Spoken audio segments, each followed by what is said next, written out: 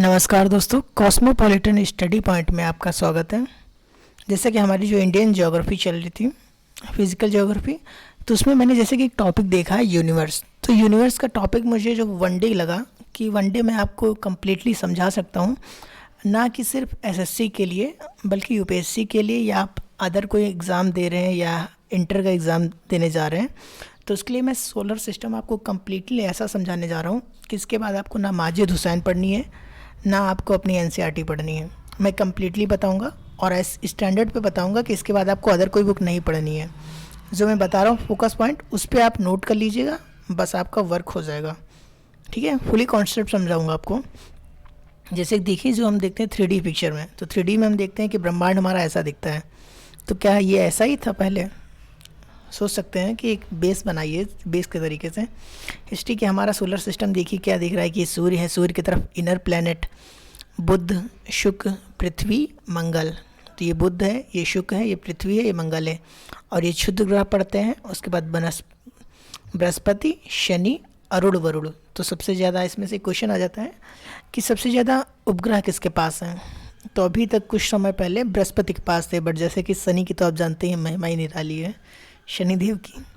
तो इसलिए इस वक्त जो जैसा कि पता चल रहा है, इन्फॉर्मेशन कुछ समय पहले से हुआ था कि शनि के पास सबसे मैक्सिमम ग्रह हैं, उपग्रह हैं सेट। ठीक है, प्राकृतिक उपग्रह और एक होते हैं सैटेलाइट यानी कि कृत्रिम उपग्रह। तो प्राकृतिक उपग्रह जो सबसे ज़्यादा है शनि के पास है। मैं आपको एक कम्प्लीटली बताऊंगा, एक बता रहा हूँ आपको नॉर्मल कि आपके अंडरस्टैंड हो कि हाँ ठीक है। चलिए अब देखते हैं, पहले नॉर्मल जानते हैं परिकल्पना कैसे थी। तो जैसे कि ब्रह्मांड बनने का निर्माण के लिए कुछ लोग आए, जैसे कि एटलीस्ट आप पीछे जाइए, पीछे जाएंगे बैक करिए तो 1750 में पहुंचिए। 1750 में वैज्ञानिकों ने भूवैज्ञानिक थे, उन्होंने सोचना प्रारंभ किया। जैसे सोच पहले भी रहते थे, बट उन्होंने थॉट दिए, अपने अपने प्रोसेस दिए। जैसे कि सबसे पहले हमारे जो वैज्ञानिक आते हैं भू ज्योग्राफिक, उनका नाम था कांट। तो कांट ने एक परिकल्पना दी। कांट ने कहा, जिनकी परिकल्पना को गुरुत्वाकर्षण नियम पर आधारित थी। तो कांट ने बताया कि 1755 में उन्होंने परिकल्पना दी थी। कांट के अनुसार गुरुत्वाकर्षण दो परिकल्पना मिली थी हमें, एक थी मोनोस्टिक कॉन्सेप्ट और एक था ड्यूलिस्टिक। तो मोनोस्टिक जो था कॉन्सेप्ट, उसमें अद्वैतवादी संकल्पना थी कि एक ही तारे से संपूर्ण ब्रह्मांड का निर्माण हुआ है, और जो ड्यूलिस्टिक थी उसमें था द्वैतवादी कि दो तत्वों के मिलन से, जैसे दो ब्रह्मांड, दो वस्तुओं, दो तारे या दो वस्तुओं के मिलन से ब्रह्मांड का निर्माण हुआ है। तो मोनोस्टिक में दो कॉन्सेप्ट आप याद रखिएगा कि एक थे कांट ने दी थी गुरुत्वाकर्षण आधारित परिकल्पना। ये मैं बता रहा हूँ आपको बेस के लिए कि अंडरस्टैंड हो, ये आप सिर्फ नाम एक बार याद रखिएगा, कभी कभी एसएससी या लेवल पे पूछा जा सकता है। ठीक है, तो कांट ने परिकल्पना दी कि न्यूटन गुरुत्वाकर्षण नियम पर आधारित थी। इन्होंने बताया कि जो कई छल्ले थे, चलिए आपको मैं बताता हूँ। मैं जी, मैंने किसमें आपके लिए एक अदर भी रखा है, वो भी बताऊंगा आपको। चलिए यहाँ पे बताते हैं। जैसे कि मैंने आपको कॉन्सेप्ट समझाने के लिए फिगर बनाया है कि टाइम ना वेस्ट हो आपका। जो कांट थे, कांट ने आया फर्स्ट, कांट ने बताया कि छोटे छोटे ग्रह थे, छोटे छोटे ग्रह थे, कई छल्ले थे, ग्रह नहीं, इनको पहले छल्ले कहा, कि इनका शीतलन हुआ और शीतलन से गुरुत्वाकर्षण के कारण ये नज़दीक आए। जैसे कि ये नज़दीक आया, ये भी पास आया, और ये तीनों आके पास एक आए, तो एक बहुत बड़े ग्रह का निर्माण हुआ, जिससे उन्होंने कहा गुरुत्वाकर्षण नियम पर आधारित परिकल्पना थी। ठीक है, कांट ने। फिर लाप्लास आए, लाप्लास ने निहारिका परिकल्पना दी। लाप्लास ने परिकल्पना दी। लाप्लास ने क्या कहा? लाप्लास ने कहा कि एक बहुत बड़ा छल्ला था, छल्ले के रूप में था, उस छल्ले से कई छोटे छोटे छल्ले निर्माण हुए, उस छल्ले से छोटे छोटे छल्ले निर्माण हो गए। जैसे कि ये आप सोचिए कि एक बड़े छल्ले से छोटे छोटे छल्ले निर्माण हुए, इनसे ब्रह्मांड का निर्माण हुआ है। ठीक है, ये मोनोस्टिक में था। अब ड्यूलिस्टिक में पहुंचेंगे तो जैसे कि लाप्लास ने जो दिया था अपना सिद्धांत 1796 में दिया था, और कांट ने दिया था 1755 में। ठीक है, ड्यूलिस्टिक कॉन्सेप्ट में आए तो ड्यूलिस्टिक कॉन्सेप्ट में एक फेमस सिद्धांत है चैम्बरलिन मल्टोन का, जो चैम्बरलिन मल्टोन का है गुहाड़ू परिकल्पना, जिसे कहते हैं गुहाड़ू परिकल्पना। 1904 में दिया था। इन्होंने बताया कि देखिए इनकी परिकल्पना क्या थी इनकी परिकल्पना के अनुसार जैसे कि सूर्य था, ये सूर्य था, जैसे कि अभी इतना अवेलेबल नहीं है, बट जो भी संसाधन है मेरे पास उससे आपको बेहतर माइंड करने की कोशिश कर रहा हूँ। आपका टाइम भी कम लगे इसलिए मैंने पहले से आर्ट बना लिया जो मुझे समझाना था। जैसे कि ये सूर्य था, इस सूर्य के पास से एक अन्य ग्रह गुजरा। उन्होंने बताया कि सूर्य के पास से एक अन्य ग्रह गुजरा, सूर्य के पास से एक अन्य तारा गुजरा, सॉरी तारा एक स्टार, एक अन्य तारा, जैसे कि तारा बताया उन्होंने कि सूर्य के पास से एक अन्य तारा गुजरा, जिससे कि सूर्य से असंख्य कण, यानी कि सूर्य के पास से गुजरा, भ्रमणशील तारा था तो सूर्य के पास से गुजरा, तो सूर्य से गुजरने से गुरुत्वाकर्षण शक्ति कारण सूर्य के धरातल से, जो ये धरातल था, सूर्य से कण निकलने लगे। सूर्य से असंख्य कण निकले, छोटे छोटे कण निकले, छोटे छोटे कण निकले, जिनसे ग्रह का निर्माण हुआ। ये परिकल्पना किसने दी? चैम्बरल मल्टोन ने। ठीक है, जेम्स जेफनीज आया उसके बाद, जेम्स जेफनीज, जैसे कि चैम्बरल मल्टोन ने जो परिकल्पना दी थी 1919 में दी थी। फिर जेम्स जेफनीज जो बताया, इनका भी कहना सभी का सेम था। देखेंगे आप यहाँ पे, जैसे कि मोनोस्टिक में उन्होंने कहा कि एक तारे से कई तारे निर्माण हुए, उन्होंने कहा कि कई तारों से एक तारा निर्माण हुआ, बट कॉन्सेप्ट जो मेन पहुँचेंगे तो लास्ट में एक ही बन रहा है। कह रहे हैं कि कई तारों के अन्य तारे निर्माण हुए, उसके बाद एक हो गए, ये बता रहे हैं, वो बता रहे हैं। और जैसा कि कांट बता रहे हैं कि कई छल्लों के शीतलन से ग्रह निर्माण हुआ, कई छल्ले एक छल्ला हो गए, उससे शीतलन हुआ। और लाप्लास ने बताया कि एक छल्ला था, उससे कई छल्ला बने, उसके बाद शीतलन हुआ, निर्माण हुआ। और डुअलिस्टिक में जैसे कि चैम्बरल मल्टोन ने बताया कि भ्रमणशील तारा सूर्य के नज़दीक से गुजरा। भ्रमणशील तारा था, जब सूर्य के धरातल से गुजरा तो सूर्य से जैसे कि गुरुत्वाकर्षण शक्ति के कारण सूर्य से असंख्य कण अलग हो गए, सूर्य से असंख्य कण अलग हो गए।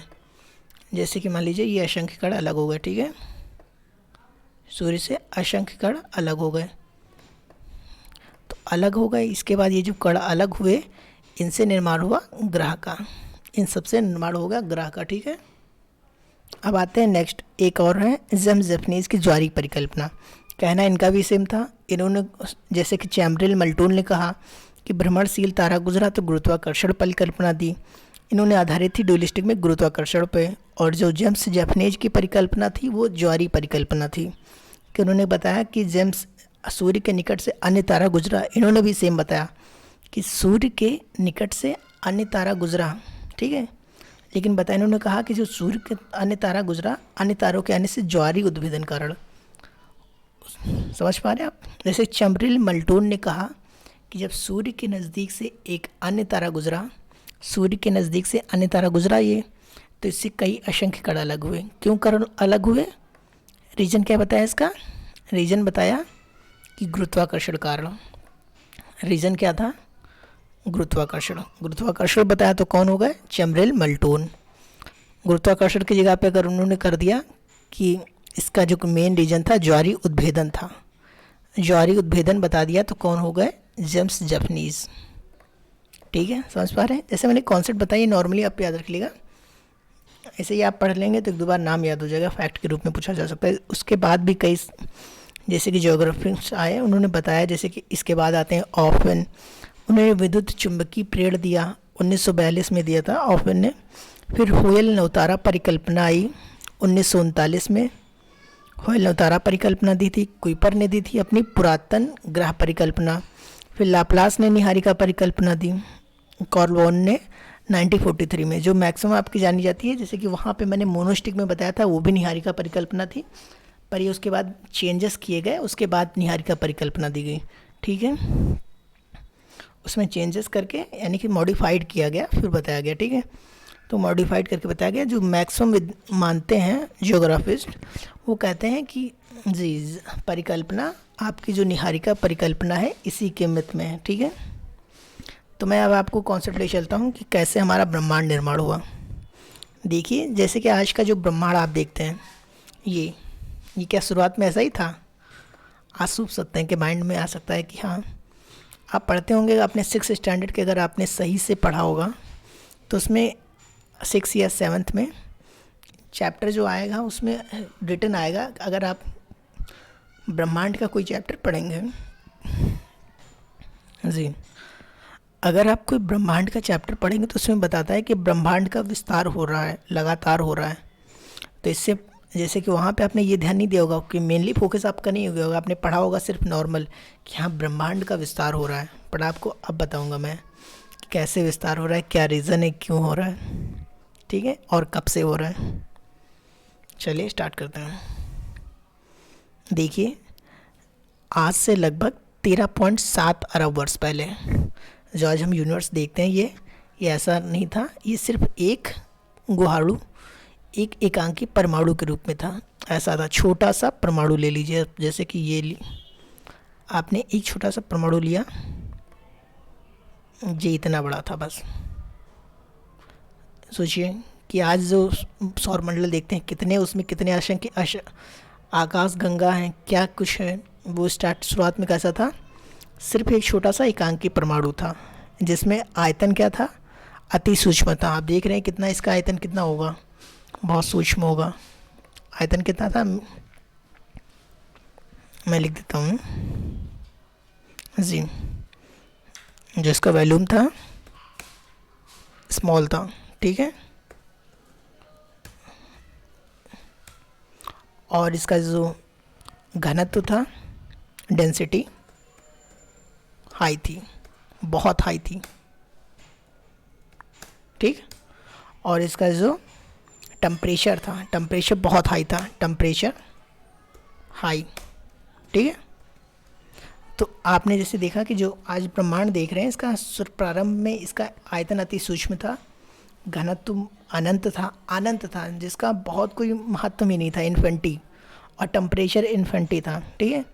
तो इसमें बताते हैं कि आज से लगभग 13.7 अरब वर्ष पहले, बताने के लिए वैज्ञानिक थे एडविन हबल ने 1920 में परिकल्पना दी थी। इसी सिद्धांत को क्या कहते हैं, बिग बैंग सिद्धांत।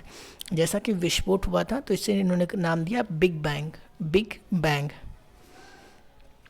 तो एडविन हबल कहते हैं कि 13.7 अरब वर्ष पहले हमारा ब्रह्मांड जिस तत्व से बना है, ये तत्व 13.7 अरब वर्ष पहले ऐसे नहीं थे। एक एकांकी परमाणु था, छोटा सा, इतना छोटा सा एकांकी परमाणु था इससे बहुत बड़ा, यानी कि यूनिवर्स तो आप समझ सकते हैं कितना, एक मानने के लिए सपोज दैट एकांकी परमाणु था, जिसका वॉल्यूम जो आयतन था अति सूक्ष्म था, तापमान बहुत अनंत था, घनत्व अनंत था, ठीक है।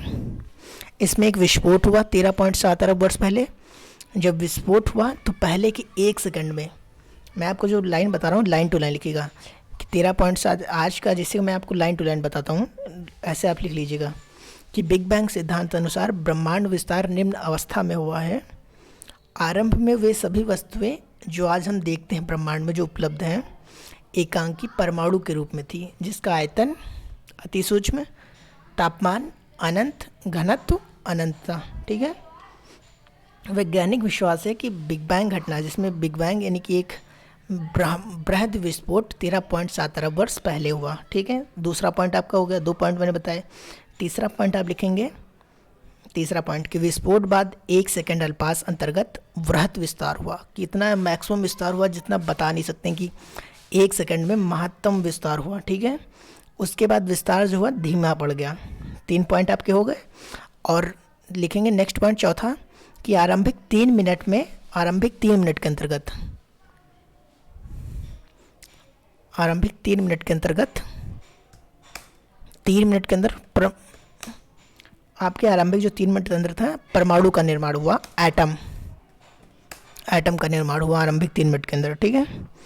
और उसके बाद विस्तार गति धीमी पड़ गई, फिर विस्तार गति धीमी हो गई और लगभग 30 लाख साल पहले, 30 लाख साल बाद तापमान जो था, टेम्परेचर -4500 डिग्री सेंटीग्रेड हो गया, -4500 डिग्री सेंटीग्रेड,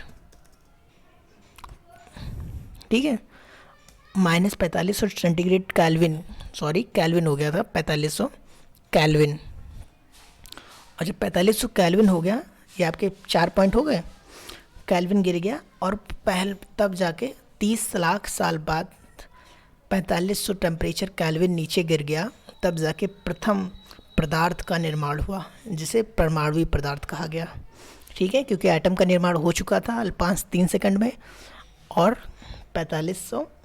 30 लाख साल बाद 4500 केल्विन टेम्परेचर नीचे गिरा, तब प्रथम ब्रह्मांड का परमाणु पदार्थ निर्माण हुआ। और ब्रह्मांड जो था, देखिए, निर्माण हुआ और ब्रह्मांड पारदर्शी हो गया। जैसे ये देखिए परमाणु था, अब विस्फोट हुआ, विस्फोट होने से ये देखिए इसके असंख्य कण अलग हो गए, ये ब्रह्मांड विस्तार हो रहा है। ये अगले स्टेप में आएंगे, देखिए ये तारे बन गए, सौरमंडल बन गया, जिसे आप ये देख रहे हैं। हम लोग जो ये देख रहे हैं, ये फर्स्ट जो सौरमंडल देख रहे हैं, ये हमारा इस स्टेट का है। ठीक है, तो आज हम किस स्टेट में देख रहे हैं? इस स्टेट में। बट ये जो पहले था, किस स्टेट में था? एक सिर्फ एकांकी परमाणु के रूप में था, फिर विस्तार हुआ तो इस स्टेट में पहुँचे। यहाँ से हमने नेक्स्ट स्टेप में पहुँचे, फिर विस्तार होता ही रहा, होता ही रहा, उसके बाद सेकंड फिर स्टेट में पहुँचे, फिर स्टेट आई। जैसे कि इस तरीके से कई परतें बनी है, मैंने 3 बताया, क्योंकि विस्तार होता ही जा रहा है। तो यहाँ पे शो करना चाह रहा हूँ कि विस्तार हो रहा है। ये ब्रह्मांड पहले कुछ आकाशगंगाएँ थी, मान लीजिए कि 3 से 4 आकाशगंगा थी, फिर और कुछ समय बीता तो 10 से 12 आकाशगंगा हो गई, और समय बीता तो असंख्य आकाशगंगा हो गई।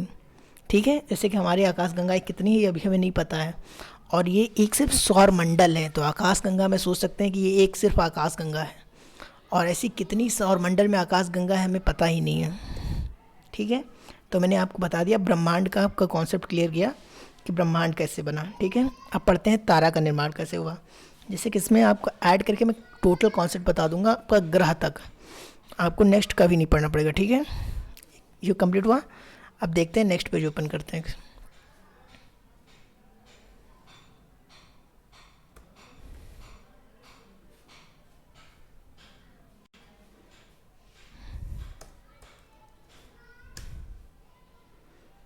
ठीक है, अब पढ़ते हैं तारा निर्माण कैसे हुआ,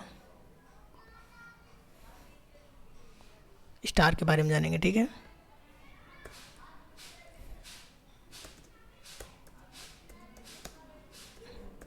स्टार प्रोसेस। ठीक है, तारे के बारे में जानते हैं कैसे निर्माण हुआ। तो तारे के लिए प्रारंभिक, जैसे कि आप जानते हैं कि 30 लाख साल बाद, 13.7 अरब वर्ष के बाद 30 लाख साल बीते, तो ब्रह्मांड में पदार्थ का निर्माण हो चुका था।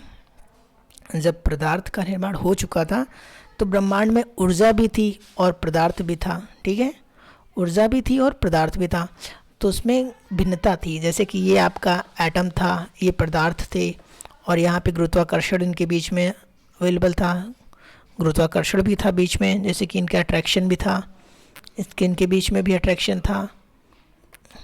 ठीक है, अट्रैक्शन भी था और एनर्जी भी थी। जब अट्रैक्शन होता था तो एनर्जी भी थी इनके पास, एक दूसरे की तरफ ये आकर्षित होते थे।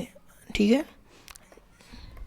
ठीक, जैसे ये इधर आकर्षित हो रहे थे, ये यहाँ पे आकर्षित हो रहे थे, ये इधर भी आकर्षित हो रहे थे। ठीक है, तो इससे हमारा क्या निर्माण हुआ? एक आधार बना आकाशगंगा का। आरंभिक भिन्नता थी, गुरुत्वाकर्षण भिन्नता थी। ठीक है, क्योंकि क्यों गुरुत्वाकर्षण में भिन्नता क्यों थी, इसका भी रीजन पूछ सकता है, क्योंकि घनत्व में आरंभिक भिन्नता थी। ब्रह्मांड में ऊर्जा व पदार्थ का वितरण समान नहीं था, एनर्जी थी, कहीं कहीं एनर्जी थी, कहीं पे जैसे कि पदार्थ और एनर्जी सब वितरण था, तो इक्वल तो था नहीं कि सब पदार्थ में इक्वल एनर्जी है, तो सबका ये वितरण था, तो आकर्षण होता था। आकर्षण के कारण उसमें गुरुत्वाकर्षण बल आया, गुरुत्वाकर्षण बल में भिन्नता आई, गुरुत्वाकर्षण बल में भिन्नता के कारण एकत्रण होने लगे पदार्थ एकत्रण होने लगे, तो आकाशगंगा का आधार बना। जैसे ये आपके आकाशगंगा, सौर सिस्टम, इस तरीके से आधार बनने लगा। तो अब जानते हैं, जैसे कि आकाशगंगा का जो व्यास होता है मिनिमम 80,000 से 1,50,000 वर्ष बीच हो सकता है। जैसे जानते हैं प्रकाश वर्ष हमारी जो मापन की इकाई दूरी है, दूरी की, तो प्रकाश वर्ष में बता रहे हैं कि जो आकाशगंगा का व्यास होता है 80,000 से 1,50,000। ठीक है, अब जानते हैं कि नेक्स्ट स्टेप में कैसे। तो आकाशगंगा जो थी निर्माण की शुरुआत, एक आकाशगंगा निर्माण की शुरुआत कैसे हुई? ये बादल थे, हाइड्रोजन गैस से बने विशाल बादल के संचयन से। जैसे कि जो पदार्थ था इसमें आपके हाइड्रोजन गैस के बादल थे कुछ, जैसे कि हाइड्रोजन गैस कलेक्ट हुई, पदार्थ थे उसमें तो उष्मा थोड़ा थी, तो एक रीजन से हाइड्रोजन गैस बने। हाइड्रोजन गैस के विशाल बादल थे, वो एक दूसरे के पास कलेक्ट होने लगे। जैसे कि कलेक्ट होने लगे, छोटे छोटे बादल कलेक्ट होने लगे, एक पास इकट्ठा होने लगे, कंप्लीट इकट्ठा होने लगे। तो जो ये इकट्ठा हो रहे थे, कलेक्ट हो रहे थे, संचयन, इसे निहारिका कहा गया। तो काफ़ी लोग कंफ्यूज हो जाते हैं कि निहारिका किसे कहा गया। तो हाइड्रोजन निहारिका क्या है? निहारिका और कुछ नहीं है। निहारिका सिर्फ क्या है? हाइड्रोजन गैस से बने विशाल बादल हैं। निहारिका क्या है? हाइड्रोजन गैस के बने हुए विशाल बादल हैं, बस। अदर कुछ नहीं है निहारिका की। निहारिका क्या है? काफ़ी लोग पूछ रहे थे कि सर निहारिका क्या है, निहारिका बता दीजिए, निहारिका कन्फ्यूजन होती है। तो मैंने वही क्लियर करने की सोची कि आपको एक क्लास थोड़ी लंबी हो जाएगी बट आपको क्लियर हो जाएगा पूरा कॉन्सेप्ट। हाइड्रोजन गैस से बने विशाल बादल के संचयन, विशाल बादल होते थे, उनके संचयन से संचयन होता था, इसे निहारिका कहा गया। क्रमशः इसी बढ़ती हुई निहारिका में गैस झुंड विकसित हुए। जैसे ये सब निहारिका एक पास सेलेक्ट हो रहे थे ये, तो इनके आपसों में क्या हुआ, यहाँ पे गैसी झुंड बनने लगे। इन गैसी झुंड बढ़ते हुए तारे का निर्माण हुआ। ये गैसी झुंड जो बन रहे थे, इनसे तारे का निर्माण हुआ। छोटे छोटे से, जैसे कि मान लीजिए ये थे आपके छोटे छोटे से गैसी बादल हो रहे थे और इनसे एक तारे का निर्माण हुआ। ठीक है, हमने तारे का निर्माण समझ लिया। अब ये कितने अरब वर्ष पहले हुआ? तो 5 से 6 अरब वर्ष पहले हुआ। ब्रह्मांड कब निर्माण हुआ? 13.7 अरब वर्ष पहले। और आपका तारा निर्माण कब हुआ? 5.6 अरब वर्ष पहले। अब जानते हैं कि ग्रह निर्माण कब हुआ। तो ग्रह निर्माण के बारे में भी एक थीसिस है, आपको चलिए बताते हैं। देखिए, जो तारे निहारिका के अंदर गैसी गुत्थे झुंड थे, जैसे कि ये आपने देखा कि ये तारे के अंदर तारे थे। तारे क्या थे? गैसों के विशाल हाइड्रोजन गैस के बादल ही तो थे। सारे बादल बन एक पास आ गए तो उनसे क्या हो गया? वो तारे हो गए। ये सारे एक पास आ गए और ये हो गया आपका तारा। तो इन छोटे छोटे जो बादल थे, जैसे इसका कलर कर देते हैं, आपको भी अच्छा लगेगा देखने में।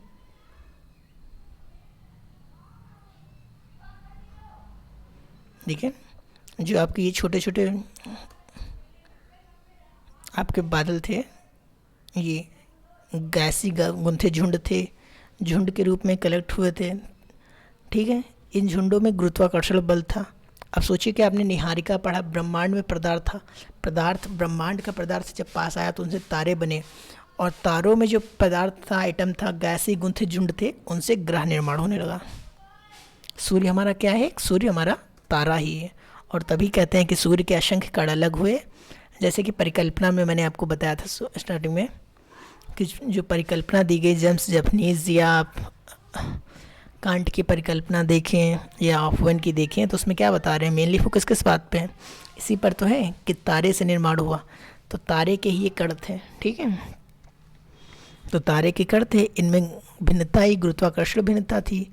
तो गुरुत्वाकर्षण भिन्नता के कारण ये दूसरे एक तरफ आकर्षित होने लगे। तो इनमें एक, जैसे कि आप जानते हैं, बारिश होने के लिए, संघनन होने के लिए क्या आवश्यक होता है? वर्षा जो हमारी होती है उसके लिए, संघनन के लिए आर्द्रताग्राही केंद्र चाहिए होता है कि जो हमारी जलवाष्प होती है उस पर कलेक्ट हो सके।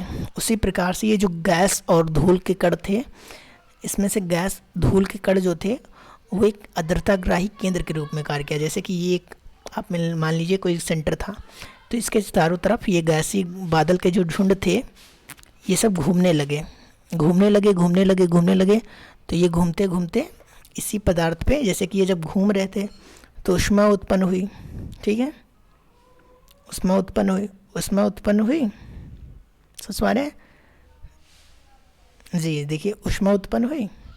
अगली अवस्था में गैसी बादल का संघनन आरंभ हो गया। जो गैसी बादल थे, इनका संघनन होने लगा।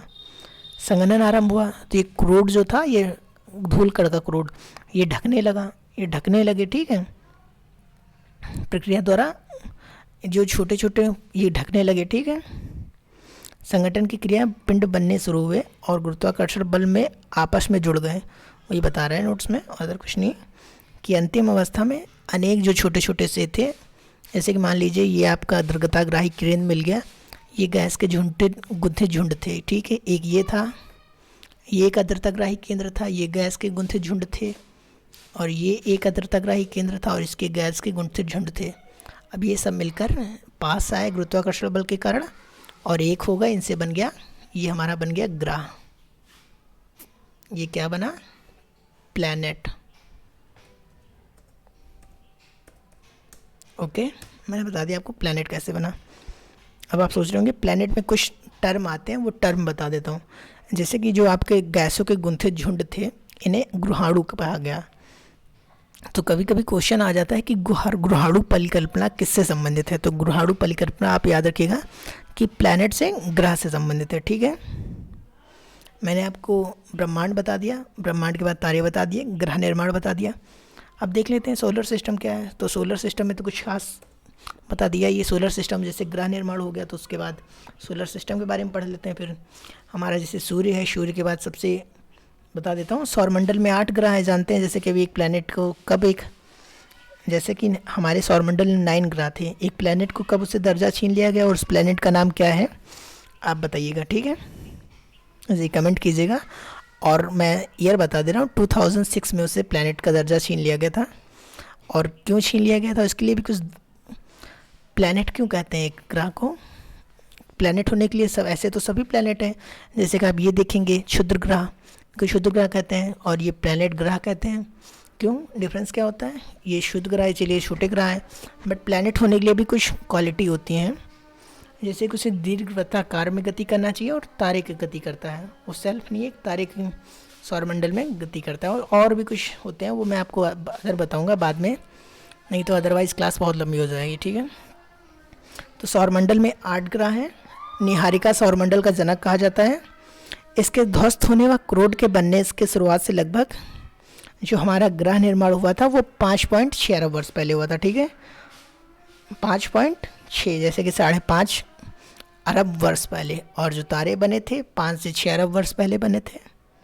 ठीक है, और जो ब्रह्मांड का निर्माण हुआ था 13.7 अरब वर्ष पहले हुआ था। सौरमंडल में 8 ग्रह हैं, 63 उपग्रह हैं। ठीक है, 63 उपग्रह हैं, लाखों छोटे पिंड हैं। क्षुद्र ग्रह जो है एस्ट्रोनॉइड्स लाखों हैं।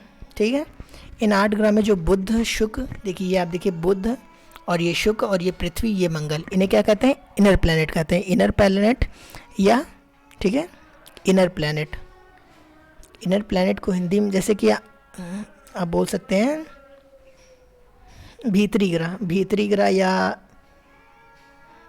जैसे कि इनर प्लैनेट, जैसे इनर प्लैनेट मुझे याद आ रहा है, अभी हिंदी में नाम नहीं याद आ रहा है, तो इसके लिए चलिए जी पार्थिव ग्रह, सॉरी, पार्थिव ग्रह भी कहते हैं और इनर प्लैनेट, जैसे हिंदी में पार्थिव ग्रह कहते हैं। और ये जो आपके हैं बृहस्पति, शनि, अरुण, वरुण, इन्हें जोवियन ग्रह कहते हैं। ये आपका एनसीईआरटी में नाम दिया गया है जोवियन ग्रह। इन्हें क्या कहते हैं? पार्थिव ग्रह। और ये 4 बृहस्पति, शुक्र, सॉरी बृहस्पति, शनि, अरुण, वरुण को जोवियन ग्रह। ठीक है, बता दिया। अब इसके बारे में कुछ फैक्ट है, जैसे कि मैं बता देता हूँ आपको। ग्रहों से, प्लैनेट से भी फैक्ट पूछ ले जाते हैं। देखिए खगोलीय पिंड अपनी ऊष्मा, जैसे जो खगोलीय पिंड है एस्ट्रोनॉइड, इनमें कुछ डिफरेंस होता है। ये पिंड जो होती हैं अपनी ऊष्मा तथा प्रकाश होता है जिसे वो बहुत बड़ी मात्रा में उत्सर्जित करते हैं। ठीक है, अब मैं बताता हूँ कुछ फैक्ट रूप में जो एनसीईआरटी में दे रखा है। नए चंद्रमा की रात्रि अमावस्या को कहते हैं। जैसे क्वेश्चन पूछ लिया जाता है नए चंद्रमा की रात्रि किसे कहते हैं, तो अमावस्या को कहते हैं। ये मैं एक्सप्लेन आपको नेक्स्ट क्लास में करूँगा, जब पढ़ाऊँगा मैं आपको एटमॉस्फेयर, उसमें बताऊँगा सही से। ठीक है, और लाल ग्रह मंगल को कहते हैं। लाल ग्रह क्यों कहते हैं? हीलियम की अधिकता है मंगल ग्रह पे, इसलिए इसे लाल ग्रह कहते हैं। गर्म ग्रह किसे कहते हैं? शुक्र को कहते हैं। क्यों? क्योंकि यहाँ पे कार्बन डाइऑक्साइड ज़्यादा है। कार्बन डाइऑक्साइड, बुध, शुक्र, पृथ्वी, मंगल, तो यहाँ पे शुक्र पे क्यों कहते हैं? शुक्र को क्यों कहते हैं, बता सकता है कोई? जी कमेंट कीजिएगा, जैसे मैं बता दे रहा हूँ। अगर आपको कोई रीजन अलग भी लगे, इस पर कार्बन डाइऑक्साइड पाई जाती है ज़्यादा, इसलिए गर्म ग्रह कहते हैं। CO2 क्यों पाई जाती है? क्योंकि ज्वालामुखी की अधिकता है। ठीक है, ओके, ये फैक्ट के रूप में थे। और ऐसा क्वेश्चन अभी एक आया हुआ था कि एक ऐसा कौन सा ग्रह है जो अपना चक्कर पूरा करने से पहले, सूर्य का चक्कर लगाने से पहले, उसके साथ साथ ही अपना एक चक्कर कंप्लीट करे। उससे पहले सूर्य का चक्कर कंप्लीट करने में उसको कम समय लगता है, बल्कि अपना, सॉरी मैं क्वेश्चन रिपीट नहीं कर पा रहा हूँ, चलिए मैं देखता हूँ दोबारा। क्वेश्चन जो ऐसा आया हुआ था कि उस ग्रह को सूर्य का चक्कर लगाने में अपने ग्रह का चक्कर लगाने से कम समय लगता है। ऐसा ग्रह कौन सा है? तो याद रखिएगा, जो सबसे धीमी घूर्ण गति करता है शुक्र करता है। शुक्रवार जो है, यहाँ पे आप सोच सकते हैं कि ये इसको इतना समय क्यों लग रहा है, क्योंकि ये तो पास में है, दीर्घ वृत्ताकार कक्षा पे गति करते हैं, तो ये आपके जो आउटर प्लैनेट है इन्हें समय लगना चाहिए, बट ऐसा नहीं। शुक्र की गति जो है बहुत स्लो है, जिस रीज़न से समय लगता है, ठीक है। और जो सबसे तेज़ गति करता है बृहस्पति, ठीक है। सबसे तेज़ घूर्णन गति किसकी है? बृहस्पति की है, ठीक है। मैंने बता दी, जैसे कि इसमें आपका पृथ्वी की उत्पत्ति और कुछ वायुमंडल जीवन के बारे में बचा हुआ है, वो मैं आपको नेक्स्ट क्लास में बताऊंगा, अदरवाइज़ काफ़ी लंबी क्लास हो जाएगी। तो नेक्स्ट क्लास में आपको बता दूंगा पृथ्वी की उत्पत्ति के विषय में, जैसे बता दिया परिकल्पना। तो पृथ्वी, चंद्रमा, पृथ्वी उद्भव कैसे हुआ, सौर मंडल में हमारे ग्रह पे स्थल मंडल का विकास कैसे हुआ, जलवायु कैसे, जल मंडल कैसे बना, वायुमंडल कैसे बना, जीवन की उत्पत्ति कैसे हुई, ये सब आपको नेक्स्ट क्लास बताऊँगा, ओके। अगर इन्फॉर्मेशन अच्छी लग रही हो तो कृपया चैनल को लाइक कर लीजिए, सब्सक्राइब कर दीजिए, जैसे ये कंटिन्यू रहेगा आपका, ओके। Thank you.